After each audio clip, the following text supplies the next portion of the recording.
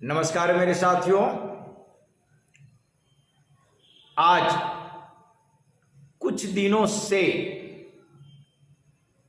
हमारे देश के हर एक राज्य में, हर एक जिला में जो अग्निवीर हैं, जिन्हें अग्निपथ पर चलना है, आज वही आंदोलन पर उतर गए हैं और ट्रेन जलाई जा रही है। सरकारी संपत्तियों का नुकसान पहुंचाया जा रहा है। ये डेमोक्रेसी में, प्रजातंत्र में उचित नहीं है। आंदोलन करने के लिए आपको राष्ट्रीय संपत्ति का नुकसान पहुंचाना उचित नहीं है, पहली बात। और हम विचार करते हैं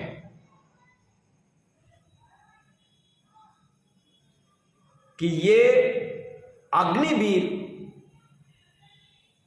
अगर बातों को समझ जाएं कि हमारे देश के प्रधानमंत्री माननीय नरेंद्र मोदी जी जो कदम उठाए हैं, या यहाँ के जो सेना अध्यक्ष हैं, उनका जो विचार है, उन पर देश के हर नागरिकों को सोचने का अधिकार है। हम चाहते हैं, हमारी अपनी इच्छा है कि हमारे देश के हर घर से, चाहे वो महिला हो या पुरुष हो, लड़का हो या लड़की हो, हर घर से एक सेना में जाए। ये मौका भारत के हर नागरिक को मिलना चाहिए। हर घर से अगर एक सेना में चला गया तो देश से भ्रष्टाचार खत्म हो जाएगा। क्यों? क्योंकि सेना की इतनी बड़ी ट्रेनिंग होती है और फौज लोग इतने अनुशासित होते हैं, इतने डिसिप्लिन में होते हैं कि आप सोच नहीं सकते।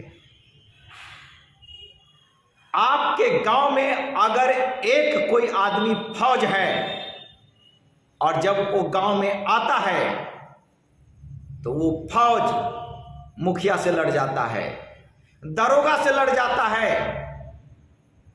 एमपी सांसद से लड़ जाता है, जब भ्रष्टाचार को वो देखता है। फौज हमारे देश का बैकबोन है। इसीलिए हम मांग करते हैं भारत सरकार से कि हर घर से सेना में भर्ती हो, तब हम अपनी मातृभूमि को बचा सकते हैं। आप इजराइल का उदाहरण लीजिए।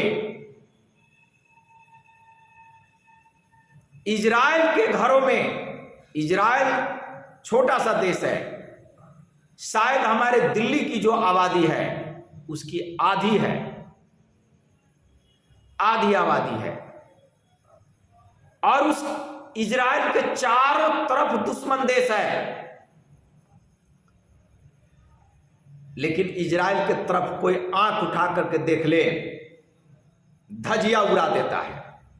और इजराइल के नागरिक इतने मजबूत है, उसके हर घरों से महिलाएं फौज की ट्रेनिंग ले रही है कि संकट की घड़ी में हम संघर्ष करेंगे, संकट की घड़ी में हम युद्ध करेंगे।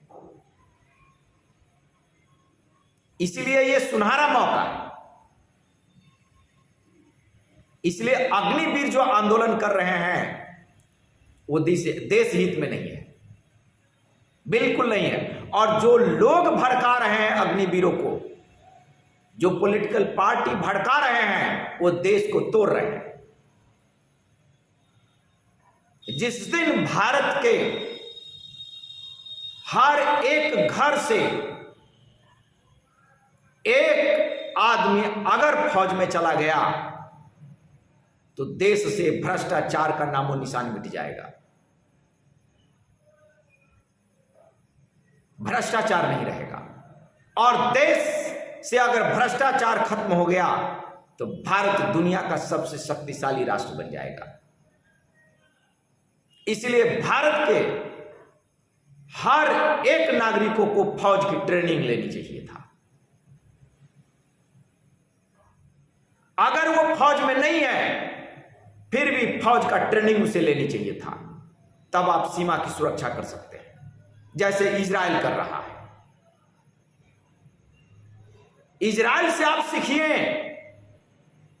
और इजराइल की जांच एजेंसी मोसाद की मुकाबला करने के लिए अमेरिका की, जो दुनिया की सबसे शक्तिशाली राष्ट्र है, महाशक्ति है, रसिया, इस सबों के जांच एजेंसी से, चाहे रसिया का केजीबी हो, चाहे अमेरिका का एफसीआईए हो, एफबीआई हो, कोई भी हो, मोसाद का मुकाबला नहीं कर सकता है। जबकि इजराइल के चारों तरफ दुश्मन देश है, लेकिन इजराइल की तरफ कोई आंख उठा करके नहीं देख सकता है। क्यों? क्योंकि इजराइल मजबूत है। जितनी उसकी आबादी है उतना ही आर्मी भी है, ये बात मानकर चलिए। चाहे वो आर्मी में भर्ती हो या नहीं हो, लेकिन हर घर में आर्मी है। हर बच्चों को ट्रेनिंग दी जाती है, हर महिलाओं को ट्रेनिंग दी जाती है आर्मी की। हमारे देश में भी ऐसा होना चाहिए। हमारे देश के हर नागरिक को आर्मी की ट्रेनिंग मिलनी चाहिए था, और यही व्यवस्था नरेंद्र मोदी जी करने जा रहे हैं। इसलिए अग्निवीरों को समझना होगा। अगर अग्निवीर देश हित में काम करते हैं तो अग्निवीरों को समझना होगा।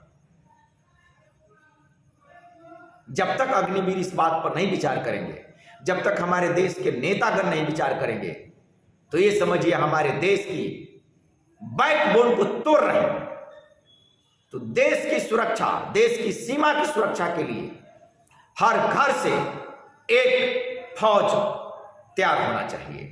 इन्हीं शब्दों के साथ मैं अपनी वाणी को विराम देता हूं। नमस्कार, जय हिंद।